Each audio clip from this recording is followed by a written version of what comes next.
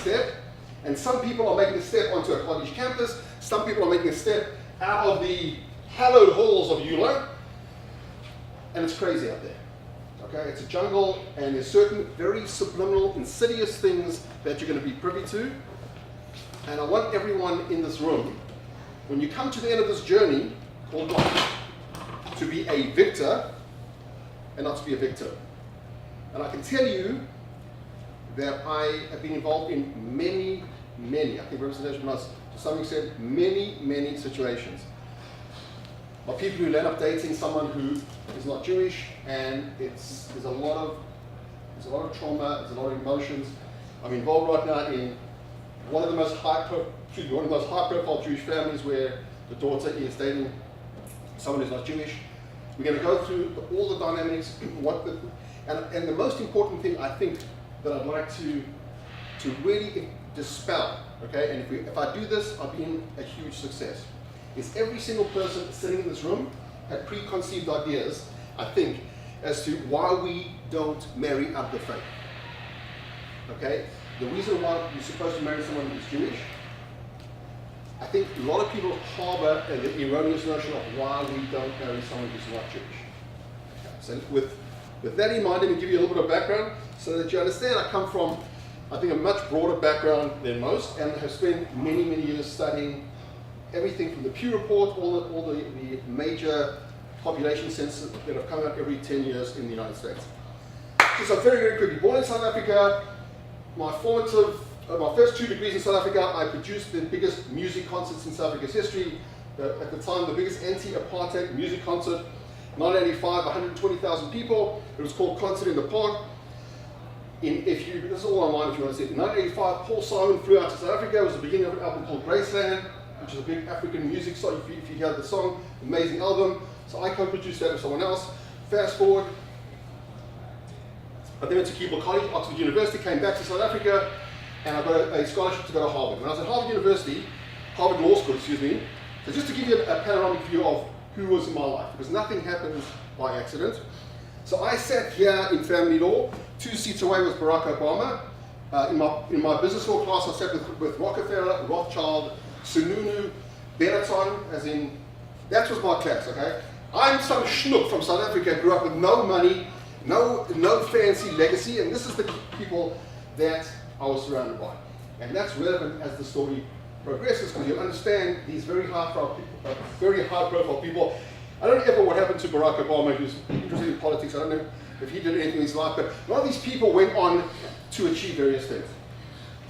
Came out to South Africa, so I came out to LA to start my life as an entertainment lawyer.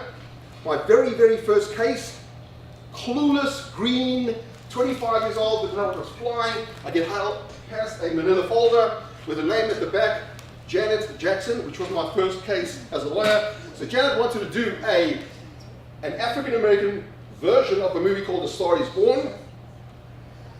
I ended up, as a result of that, there's a whole question of copyright, which we won't go into now, whether or not the underlying story was in the public domain or it was protected by copyright. That resulted in me just having discussions with John Branca. John Branca at the time represented Janet's brother. I don't know if you've heard of Michael Jackson. He wasn't so big, but Michael Jackson's lawyer and I developed a relationship. One Sunday, John invites me to his house, to his palace in Bel Air. Ridiculous, the butler's got a butler, drive up there.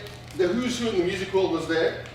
So there I am, one person in this crowd who doesn't drive up with a Bentley, one person in the crowd with a Yummy car, and I remember reversing out of John Branca's house, and hopefully you'll understand how this is relevant to what I'm discussing today, with names that every one of you would know, feeling sick to my stomach.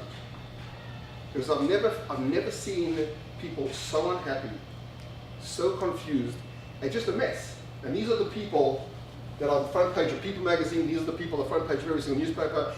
And it was very clear to me at the time that A, the role that I'm going to play in the music world is going to be very different to most. And B, unfortunately, a lot of these rich and famous people at John's house happen to be Jewish. And I also realized that if people don't have a spiritual GPS, we all land up at the very final destination, but most American Jews, as we're going to discuss, are so way off course that they never recalculate. So that had a very indelible impression in my mind. Left the practice of law, spent 10 years at UBS, Morgan Stanley. Then, through crazy circumstances, was introduced to a Filipino family, and they told me that they wanted me to represent someone who's an extended member of their family, who I had no clue about. His name is Manny Pacquiao. He happens to be probably the most world-famous boxer, certainly the most world-famous athlete outside the United States. My goal with Manny Pacquiao was to take his deal with Nike and to transfer his branding and sponsorship to Jordan Brand. So we had a deal with Michael Jordan. Soon after that, I sat down with Grant Hill, Derek Fisher, who at the time were playing in the NBA, and it was apparent to me from my dealing with Manny that famous people are often surrounded by people who are completely clueless and frankly dishonest. Everyone had their hand in the cookie jar with Manny Pacquiao, and what I sat down with Derek and with Grant is to understand how we can help people to make the transition from the field or the court into the business world. And what I realized, I started a company called LAST, Life After Sports Transition, which was then acquired by my current company, which is MGO, and we represent people that you would know. A lot of famous actors, a lot of famous athletes. But I realized the real thinking behind the transition that famous athletes go through when they leave the NBA or the NFL and they enter the real world is very similar to what's going to happen to you guys. The transition from being a 12th grade YULA senior to entering whatever world, there's a jolting culture shock. There's a whole different milieu that you're about to enter into. And it dawned on me when Rebbetzin Herschel wired me $180,000 for honorarium and said we'd like you to speak, that there's a big similarity to some of the issues that we're going to discuss today. Okay, so here's what I'm going to do in order for us to start off with what I'd like to sort of set the tone, and that is every single one of you walked into this meeting today with an idea of, so this guy's talking about intermarriage, he's talking about it's going to be, okay, it's very much not what you're going to be, and to that end, I would like to ask any volunteer. Can anyone just come up here? Any volunteer? My job is not to embarrass you. This is all pedagogical, this is all educational. So what I'd like you to do, what's your name, man? Lauren. Why don't you like to stand here, look at the crowds streaming live. What happened to our CNN guy? So here's what I want you to do. I want you to say the word silk. Okay, silk, S-I-L-K, 7 times. Silk. Silk, silk, silk, silk, silk, silk, silk. Excellent. So what do cows drink? Milk. No, they drink water. They drink water. Now what is thanks very much, Lauren. Okay, can I have I'd like 2 other people to come up here. What's your name now? Adas. And your name? Leora. Okay, Leora, come up here right now. You okay? I didn't embarrass you too badly? No. Okay, this is all just to show what happens to us because we're in automatic mode, okay? Now, what I would like you to do, first let me ask you something before we do anything. What? Let me just, guys, just stand up for a second. I pulled you up prematurely. No, I'm going to pull you back. So just stand up for a second. I want to ask you guys what you see here. Okay. You've seen this before? Okay. So then exhibit B. What do you see here? Sorry, can you repeat? Hate. Okay, everyone sees hate? No. Hate and love. Who sees love? Love. Can you see love now? Oh yeah, I see love. So you see love. Now before, can you see love? Hate you can see it, but you see love? Yeah. Okay, before I said can you see love, those people who saw hate did not see love, correct? Okay. There's a thing called, there is a phenomenon in the world, which we're going to discuss today, okay, called propinquity. Propinquity basically is the notion that we are very much affected by our environment, okay? If it's cool to walk around with baggy pants, in the time, by the way, one of the people that was a client of mine who became a very close personal friend, who I think Rebbetzin Herschel, you might have heard the story before, is MC Hammer. So the days of MC Hammer was baggy pants, right? So everyone was hanging out with baggy pants and it became cool. So the notion of what society thinks is cool and acceptable seeps into the mind's eye of most people, and that's the concept of pop culture, and somehow that's accepted, okay? And that's part of the Silk experiment, when you say something, you start almost going into automaton mode, and things just come out automatically. And unfortunately, most American Jews are completely in zombie mode. They're not stopping and thinking the consequence of what's happening. So let me ask you the following. Our two volunteers, again, are going to come right on up, and all I would like you to do is the following. This is a famous poem called Lost Generation. Okay? This is a famous poem called Lost Generation. Exhibit A, Exhibit A. So what I'd like you to do is just read the poem, face the 10,000 people live streaming all over the world. And I'd like you, sorry, I forgot your name again? Hadas. Just face the 10,000 people and I'd like you to read this poem. Simple as that. And our volunteer number 2 is going to stand at the side, just smile at the audience, wave. Hadas, you're up. From the top. I'm a part of a lost... Oh, you're a hurt. Yes, I am. Who's your, oh my gosh. So Lance and I were at Harvard together. What's Lance to you? My dad's there. It's insane. This is worth coming here just for that. Okay, sorry, go. I'm a part of lost generation, and I refuse to believe that. I can change the world. I realize this may be a shock, but happiness comes from within is a lie, and money will make me happy. So in 30 years, I'll tell my children they are not the most important thing in my life. My employer will know that I have my priorities straight because work is more important than family. I tell you this, once upon a time, families stayed together, but this will not be true in my era. This is a quick fix society. Experts tell me 30 years from now, I will be celebrating the 10th anniversary of my divorce. I do not concede that I will live in a country of my own making. In the future, environmental destruction will be the norm. No longer can it be said that my peers and I care about this earth. It will be evidence that my generation is apathetic and lethargic. It is foolish to presume that there is hope and all of this will come true unless we reserve it. Okay, so Reverse it. So is that a positive, what's your feeling? Is that a positive feeling that, this is a person who's looking at the world half full or half empty? Okay. What I'd like you to do is take the very same poem, okay, the exact same poem, face the 20,000 people live streaming, and read the exact same poem from the bottom up. Same poem, bottom up. And all of this will become true unless we reverse it. There is hope. It is foolish to presume that my generation is apathetic and lethargic. It will be evident that my peers and I care about this earth. No longer can it be said that environmental destruction will be the norm. In the future, I will live in a country of my own making. I do not secede that. Divorce. 30 years from now, I will be celebrating the 10th anniversary of my... Experts tell me this is a quick fix society. But this will not be true in my era. Families stayed together once upon a time. I tell you this, family is more important than work. I have my priorities straight because my employer will know that they are not the most important thing in my life. So in 30 years, I'll tell my children money will make me happy is a lie, and happiness comes from within. I realize this may be a shock, but I can change the world, and I refuse to believe that I am a part of a lost generation. Okay, exact same poem, pretty cool, right? Exact same poem, top down, bottom up. Okay. The pedagogical lessons that I want you to take from this is twofold. Silk, silk, silk, milk, milk, milk is most people, what happens when you're in automatic mode and you keep going, there is a thing called momentum, and the trend is your friend, and people keep going and they think things through, and because the world says Kim Kardashian is amazing, everyone says that, and people don't stop to think at whether that makes sense. Okay, that's point one. Point two is perspective. You can look at the same thing from a different angle and it can mean something completely different. So let me give you these things back. Okay, so I'd like to, we don't have the poster up yet, so what I'll do, it's behind you. Okay, so let's just show you, I want to show you the problem.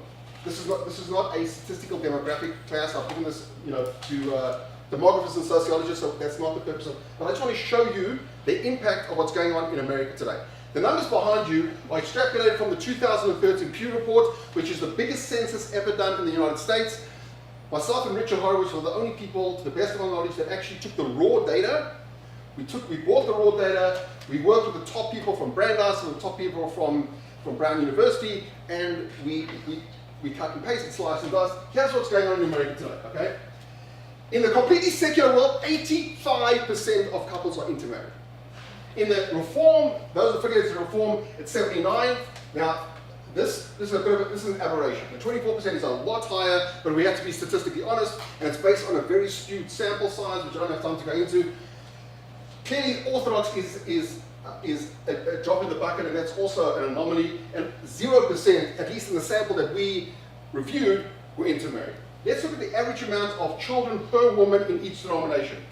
Again, secular is 1.4, 1.45, 1.73 Reform, 1.82, 2.96, and 6.45 is the average amount of kids coming right now. There's a concept called ZPG, Zero Population Growth. It's a way to evaluate mortality tables, which is how many people are dying versus how many people are born each year. So if each woman is having less than 2.2 children per family, they're going to disappear. If nothing else happens, forget intermarriage, forget anything else, the only denomination that is having children above ZPG is the Orthodox. So it's not looking good. Okay, it's not looking good. And every 10 years when a census is done, and myself and my co-partner in this review, it's getting time is being constricted, and it's getting worse and worse.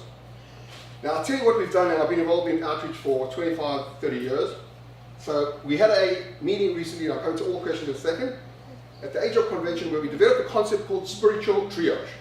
Spiritual triage, and I can tell you this as an ex-Hatzalah person, sorry, didn't realize, is we have limited amount of time, limited amount of resources. What's the most judicious way for us to spend our time? Okay? I will tell you right now, if a person is about 35 or older, in terms of what we do, in terms of discovery, whatever we're involved in, it's not even worth our time anymore. God forbid that should be misinterpreted. Every single Jew is special, every single Jewish soul is sacrosanct. But at the age of 35, there is so much of a desensitization, there's so much of what we call a tim to malay, that the chances of you being able to reignite the Pintel Yid is so far removed that we would rather spend our time with people who are high school, early 20s, campus. That's getting worse and worse. Why is it getting worse and worse? Because something that's happened in the last 10 years, which wasn't germane, certainly in my time, was the huge proliferation of technology. How many hours per week is the average millennium involved in social media?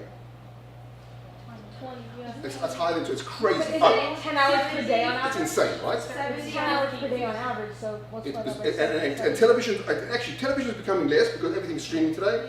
But okay, you should also know there's a thing called neuroplasticity, which I'm sure you've heard before. Yeah. So neuroplasticity means you actually are in a zone. You're completely hypnotized by the screen. Apple knows this. All the technological people.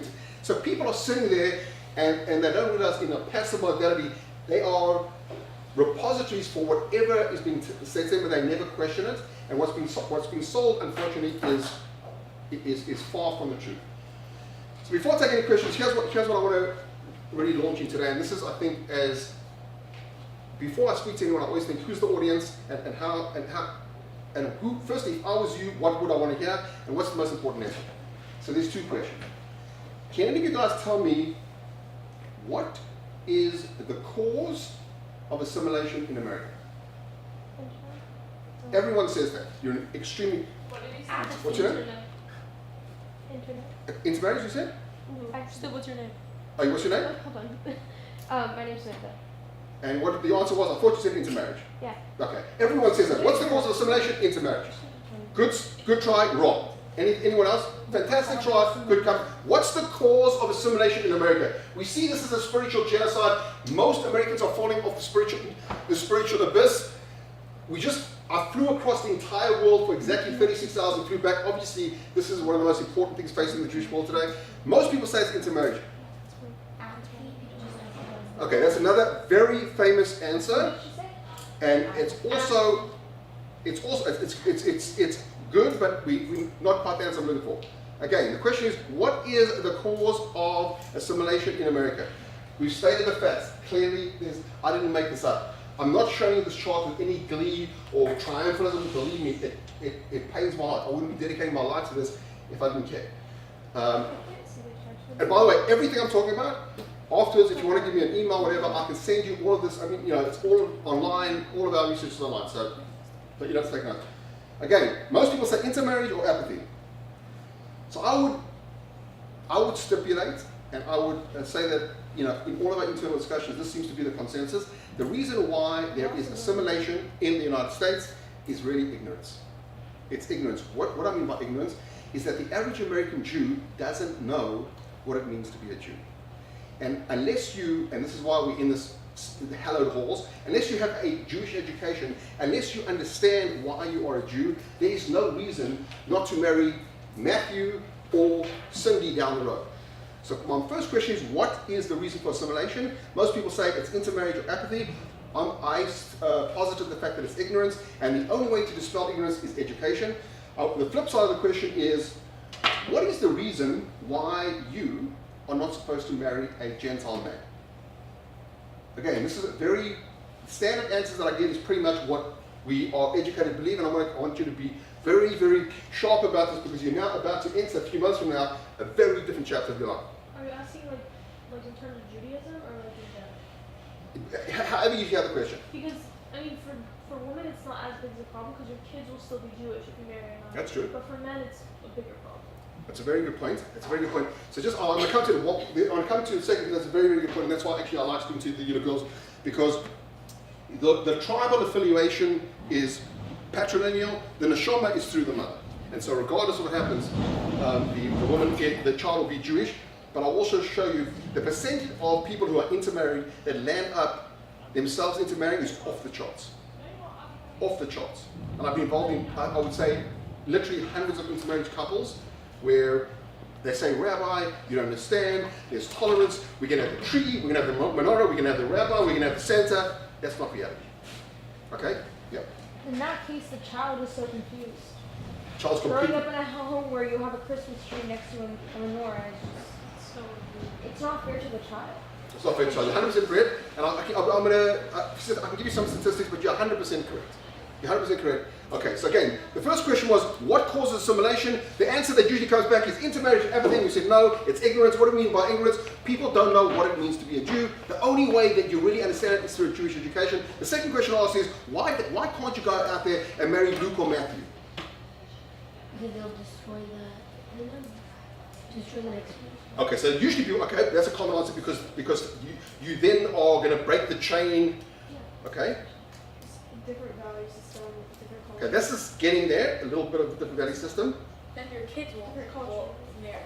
Okay, I'm going to give you the answer, which is probably, hopefully this is not going to be taped too long. I'm going to give you the answer, which I think in broad circles might not be politically correct, but it's the M's, and I'm all about just telling it like it is. Sorry? Okay. The reason why you should not marry Matthew and not marry Luke is not because all the answers that I've been given in the last 25 years in outreach or whatever is because you'll be buried in a separate cemetery, you're going to break the chain and your grandparents died in the heart. The reason is because there is a fundamental difference in the spiritual DNA of a Jew and a non-Jew. It is impossible to marry your soulmate who's not a Jew. I come from Africa, right? South Africa. God gives us tremendous examples in the world of what are being illustrated in the Torah. I've spent many days, many weeks in the Kruger National Park, one of the biggest game reserves in Africa. In fact, it's bigger than Israel.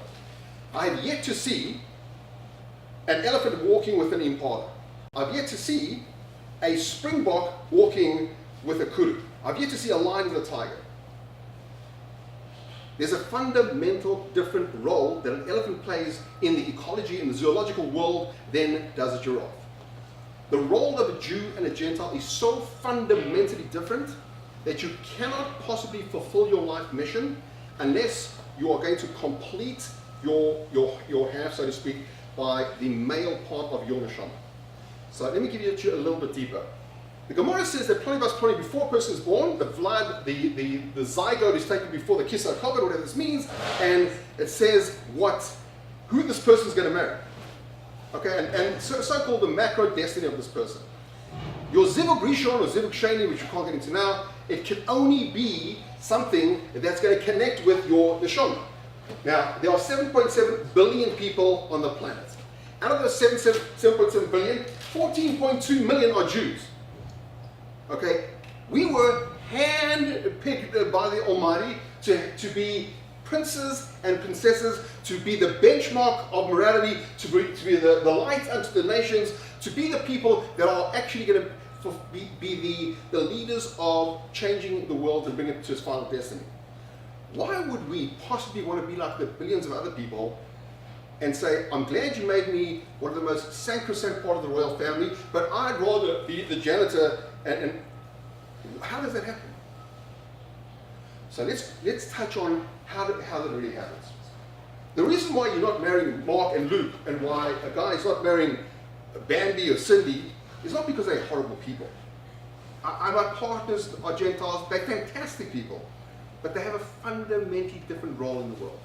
So let's just define what's the role of a Jew, firstly, and secondly, why is it that smart people at all the top Ivy League schools, the majority of them are intermarried? How did this happen? Are they idiots? Okay, these are people, okay, obviously they're not idiots. How does this happen? And we're going to talk about the two parts of the psyche, and I'm also going to drill down specifically, because I'm speaking to women, about the biggest mistake that women make. And having picked up the pieces many, many times, I'd rather share with you out of pure love to school where my wife came from. We have nothing but love and affinity, because I would hate you guys to be part of these statistics. Okay, so what is the role of a Jew? And what is the role of a Gentile? On a very superficial level. When we haven't time to get into deep hashkafa with the basic role of a Jew and a Gentile, and what's the difference? Is that what I mean? I mean, you said it's a white nation. Yeah, Okay, so we are supposed to be exactly. So we are the conduit, we are the ambassadors basically of God in this world, and we're supposed to be God-like. There's one more thing that's more important than speaking to God, and that's being like God. How do we know that? Because when Abraham was speaking to God, right, and the so-called three malachim came and they were swinging by for lunch, he said, "Hon said God, I'm coming right back," and he went to be like God, to be selfless, to be benevolent, to be hachnasas orachim, he had nothing to gain. So we in this world to be like God. In a world which is unbelievably selfish, in a world where it's all about I, the iPhone, where it's all about I, we're supposed to show the world that that's not why we're here. It's about the other person. It's about not only helping the old lady across the road, it's about being honest. It's about, that's the role, and it's a trickle-down impact, because the impact that the spiritual fallout of a Jew is extremely profound. When a Jew does something in LA, it affects somebody in New York, and so on. So that is fundamentally our role. The Jew or Gentile is very, very different. Sheva mitzvah b'nei Noach, compared to the Tariq mitzvahs, means that a Jew is under the auspices of what's called hashkacha pratis, which is divine providence, means every single thing that's going on in your life, HaKadosh Baruch Hu is involved. He loves you more than you'll ever love your own children. With the general rule with a Gentile is hashkacha pratis, which means it's a more general understanding. And I had a discussion with the Mashgiach of Lakewood on the question of 9/11 and asked the following question: was every single person in the Twin Towers meant to be there that day? Think about this existentially and philosophically. Was every person meant to be in 9/11 that day? Or could it have been that a person, or is God, not only you, but planned the whole series of events and all the permutations so that when those planes crashed, they would meet their demise? It doesn't mean that they were terrible people and they deserved to die. 100% not. It just means that that was their fate. 100%. 100%. I'm going to come to that. One of the things that we're going to talk about is one of the most erroneous things that people, the secular world talks about, which is completely shtiyot, is that a happy life means a pain-free life. Absolutely not what the Torah says. And the Torah says, and the secular world has told us that pain is bad. Not what the Torah says. The Torah says you will never, ever, ever be great in anything without pain. Ever. And I think I've used this one example before. We had a guy in yeshiva, Rahman al-Islam, that should ever happen, who had a disease, who had no feeling in a part of his body. He could take his hand on the yeshiva oven and put his hand over the oven, over the fire, and the only reason that he knew that his hand was over the oven was so he could smell flesh burning. You don't want to be that person. You want to feel pain. So let's go back and say, the question that we said is, okay, the role of the Jew, the role of okay. Now let's talk about why this happens. How does it happen that so many good, wonderful, smart people land up making the biggest mistake of their lives and marrying out Again, marrying out doesn't mean they're bad people. Marrying out doesn't mean I'm going to rip my thing and say Kaddish because that doesn't really tell you anything. How does that happen?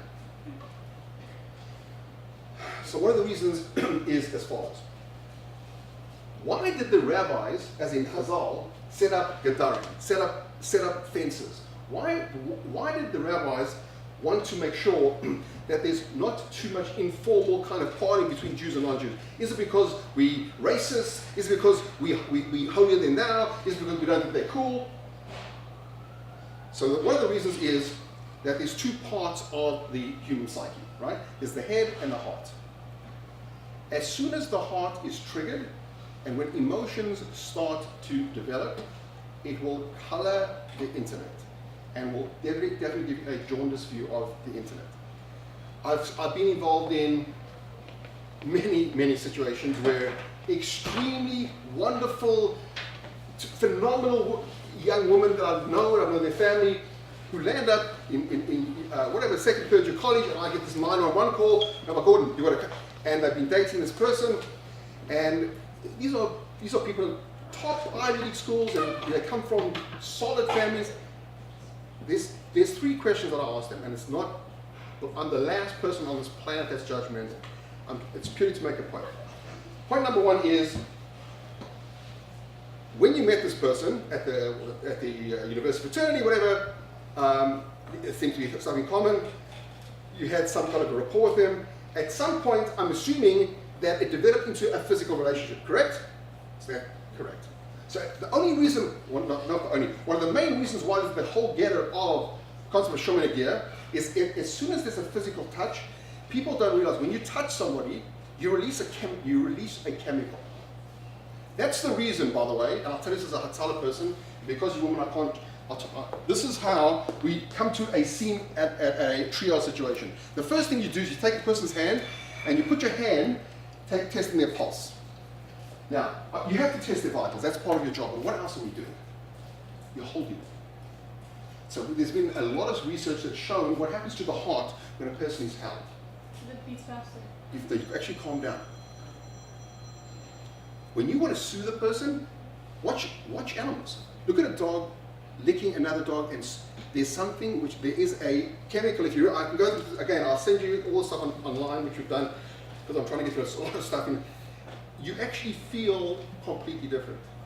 Okay, as soon as you touch somebody, there's a certain chemical which is released, which is going to blur your perception of being objective, and it's very difficult after that. It's extremely difficult after that.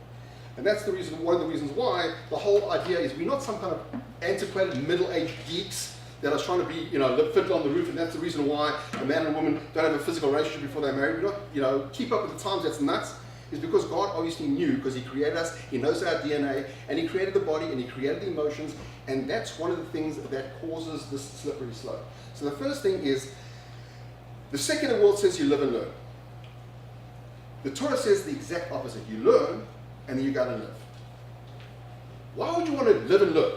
So you live, and you make mistakes, you're in a horrifically dysfunctional relationship, and then you shouldn't be in a relationship with a guy who beats you up. Okay, check that one. I shouldn't be in. The Torah tells it's the instructions for living. Understand how to have a successful life, a great relationship, and then go out and live it. Once you have the GPS, the chance of making a mistake are a lot less. So the idea of you go out and you try and experiment. Okay, number two is, and I've heard this hundreds of times, Rabbi, I'm just dating Matthew, and we're just hanging out.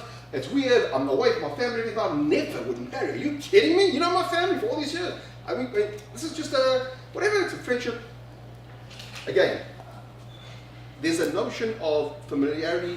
The human beings were not meant to be alone.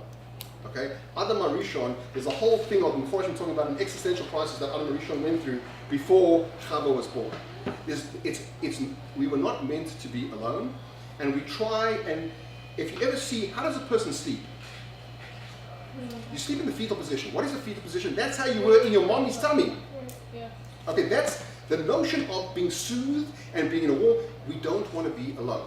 So people go their separate ways, and they befriend someone, and they think it's cool, and just a friend.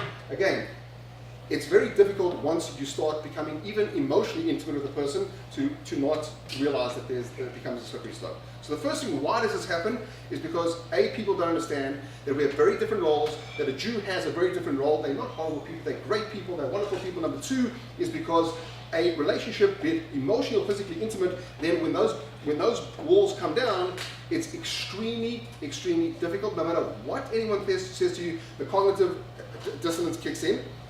Thirdly, is there is a huge, huge pressure in the secular world. I don't know where this came from, but there's nothing in the Torah that says there's definitely the Ten Commandments, you shall not, there's nothing in the Torah that says you shall be cool. I mean, it could be there, I've never seen it. Now, I speak to hundreds of college campus. What's this name? You want to be cool?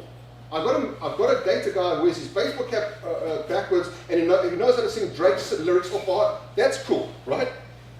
So there's nothing wrong with being with it. There's nothing wrong with being, I don't think I look like a 9-to-5 rabbi. There's none of my contemporary, there's nothing wrong with being cool, being with it. There's nothing wrong with understanding all the technology. The big difference when you start compromising who you are as a person. And I'll give you an example.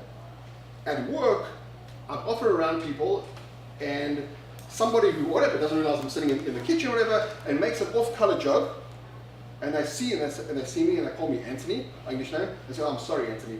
Now, I could say, it's nothing, don't worry, and I could lower myself and give a joke, or just by being me and holding myself to a certain standard and not using expletives and not talking about in a pejorative way, talking about women away. Unfortunately, what happens is they realize that I'm their conscience in a way.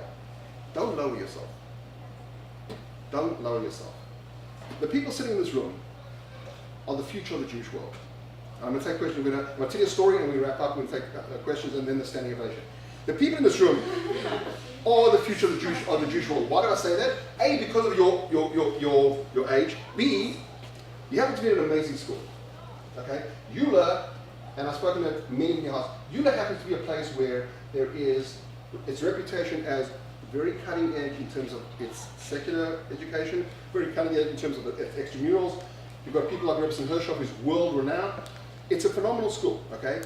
With the future of the Jewish world is with women, not men. That's where the neshama is, as we said, is the conduit of the neshama. It was the woman who did not participate in the Chet HaEgel. It was the woman who were the naysayers during the Meraglim. It was the woman who saved the lives during the rebellion of Korach. It was Mrs. Owen Ben Perez who said to her husband, are you nuts? You're rebelling against Moshe Rabbeinu? And just think about it for a second. Because a woman has something that doesn't have a struggle that all men struggle with. Men struggle with ego. Men struggle with testosterone and machismo. Women don't have that struggle. They can be a lot more objective. They don't have the struggle that men have of being the next Rambo, of being the next Cowboys Don't Cry. It's not a woman. So a woman has an incredible intuitive bina and yusara and can see the longer term. Men are much more jump and then think. So a woman has the ability to be the spiritual rudder of her significant other and the family. The woman is the conduit of the neshama. And the woman in the history of the Jewish world has always been the gem that holds the torch from one generation to another. And in this room is the future of the Jewish world. In the last 27 years of my life, I must have dedicated hundreds, if not thousands of hours to researching intermarriage. I've spoken to many campuses. At the end of the day, if you were to say to me, what is the audience that would be most important to me and would certainly have the most impact, it's a 12th grade high school, women's high school. Because A, all the things I've said, and B, I just want you to be sensitive to the next step. Because the next step is going to be scary. Campuses, unfortunately, are very hostile. There's a lot of things that are completely antithetical to the Torah world. I remember a friend of mine, Rabbi Nachum Bregman, was once walking through Harvard Yard with the late Rabbi Noach Weinberg. True story, I know this from. And Nachum was, it's amazing, it's beautiful, it's gorgeous architecture, it's Cambridge. And he looked at Rabbi Weinberg and he was crying. It's crazy, beautiful, full blue skies, and what's going on here? So he said, Rosh Hashiva, if I may ask, why is the Rosh Hashiva upset? What is the Rosh Hashiva seeing? I see beautiful young people. He said, I see a Holocaust. was someone who could see, obviously, decades ahead. And he prognosticated and predicted that campuses would become, unfortunately, the platforms for the melting pot and for integration. And once that happens, it's a little bit dangerous. I'm going to end with a story. I'm going to take questions. And I think the story hopefully will get the spot. The story of a high school reunion, 30 years after the fact. Larry is standing on the one side of the dance floor, and he takes a look at the end of the dance floor, and he just sees the way a certain woman is carrying herself. She's just refined, she's dressed in a certain way, goes to his former headmaster and says, you know, it's been 30 years, who's that girl again? And he said, you know, I don't remember, it's Jennifer? So it's a blur to him. He said, do you mind if you could give me Jennifer's number? I mean, it's been a long time. If you're still single or whatever. And he said, no problem, but I want to just tell you, if it makes a difference, that Jennifer's blind. I can just see my guts telling me that there's something about this woman. Larry gets Jennifer's number, calls out one thing, is another, boom, Larry marries Jennifer. Larry is the most benevolent, selfless husband, the most amazing guy. And you know, in his touring of Manhattan, going to Central Park, it starts to bother him that his wife can't see a beautiful sunrise. It bothers him that his wife can't see the beautiful colors of the flowers. He starts doing research and he finds out in the Mayo Clinic they have an operation called a retina implant, whereby there is at least a 90% chance of a person being able to see again. Does his research, Google, schmoogle, comes back, and he comes back to his wife and says, Jen, I did some research, Mayo Clinic, one of the best hospitals in the world, they can do a retina implant. The only downside, I'm sorry, is that there's an 18-year wait, because there has to be, you know, a person has to donate, and he watches and he sees out of the corner of his wife's eye a tear welling up, and it goes through him like a knife, and he can't do it anymore. 24 hours later, he comes back home and he says, wow. He says, Jen, you're not going to believe this. We leapfrogged over 18 years of a waiting list. We're next in line. Get your bags ready. We're flying. We're going to Cleveland. We're going to have the operation. And he said, just before we go, Jen, I need you to know something. Because the way the operation works is after the procedure, you're going to be in the post-op room, and when you remove your bandage, as soon as you remove your bandage, within literally 30 seconds, we know the operation is a success if you can see. And I want you to know that if, please God, this operation is a success, you'll open your eyes and you're going to see me. And I want you to know, Jen, it's important that you know that you'll see a man with a white stick and dark glasses, because I'm blind. Packs her bags, onto the plane, Cleveland, boom, Mayo Clinic, post-op room, bandage comes off, Jennifer takes off the last piece of bandage, looks at her beloved husband, and she can see. First time in her life she can see the world. She can see the sunset, she can see the gorgeous flowers. They go back from Cleveland back to New York, and the journey begins of Jennifer experiencing and seeing the gorgeous world that God created. And she wants to see Italy, she wants to see the sunset in Jerusalem.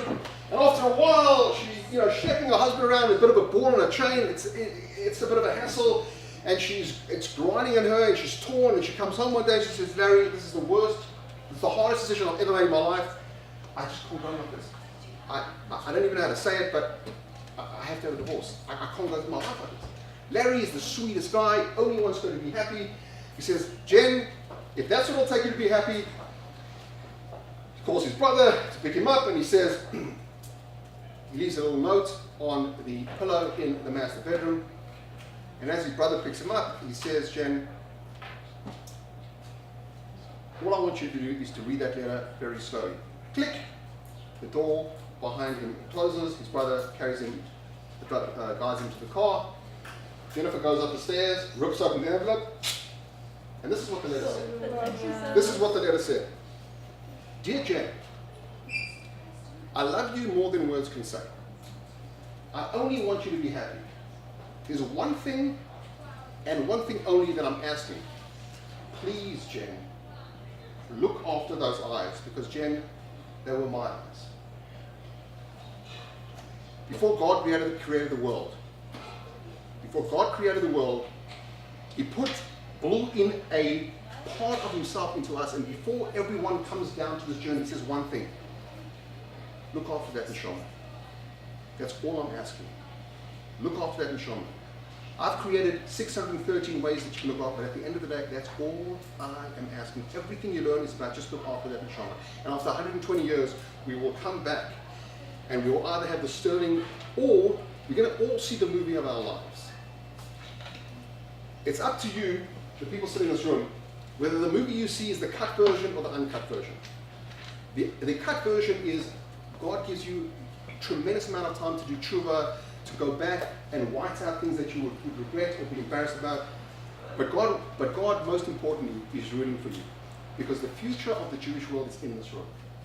It's in the future, it's in the people at your age, the journey from high school to the next part of your life, to carry the torch. And my blessing to you is, God willing, when we meet one day, it'll be only at good occasions and at simchas, that please God, you will not be a statistic, and that you'll have a life and a journey of bracha and hatzlacha, and take what we said and remember these things and take them to heart, and know that we're betting on you, HaKadosh Baruch Hu is betting on you, and the most important thing is, every single person wakes up in the morning and says, Modeh, they forget the last two words, Rabba Emunasecha. God is saying, I have faith in you. The only reason why you woke up this morning is because he has faith in you.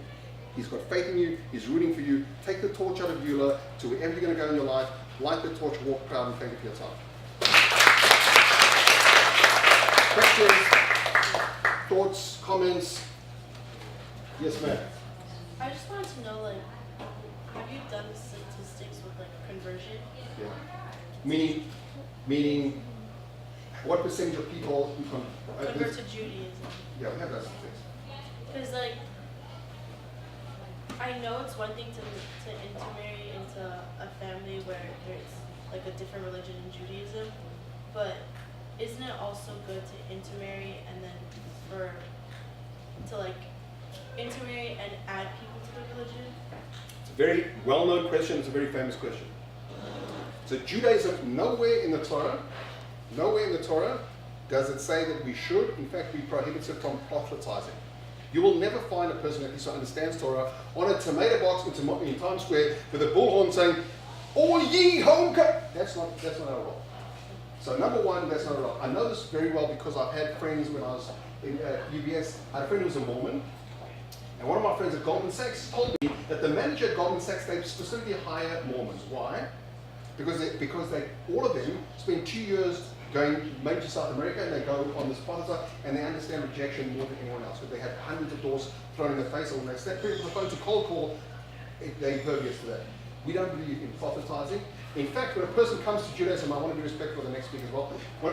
When people come to Judaism and they say they'd like to convert, according to the Torah, you are supposed to dissuade them and just read, why would you want to be a Jew? And the reason why is that a person who's a true Gior or Gieris is a person who was in simplistic terms, part of the Arab, means their neshama was put in a guf of a non-Jew, but the source of their DNA of that soul is a Jewish soul, and they go through a circuitous journey to come back. That's how we know, because if they are converting purely because of relationships, that's not a pure motive, and you have to dissuade that person. So therefore, when a person is in a serious relationship or gets married and then converts, obviously the agenda is a little bit dubious. So we're not supposed to bring people in. In fact, the Torah has promised us a number of things. Two of the things it's promised us related to our discussion is we will never ever disappear. God promised us we will never disappear. He also said you will always be a small nation. Always. We're never going to be more than and promises that God promises keeps his word. I'll give you one quick example. Someone asked me about this recently because of the embassy moving. There's a midrash that says, unequivocally clear, I can show you inside if you want, that the Western world will never, ever be destroyed. Ever. Black and white, God's promising. So we spoke to some people who were parts of the... Okay. That people try to blow it up. So the promises that God makes we can take to heart. I wanted to say, because again, the next speaker is here, anything that we discussed, I will email Rabbi Herschel.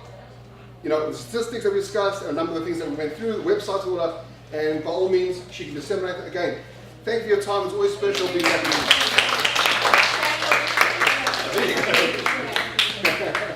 Thanks, guys. It was really great.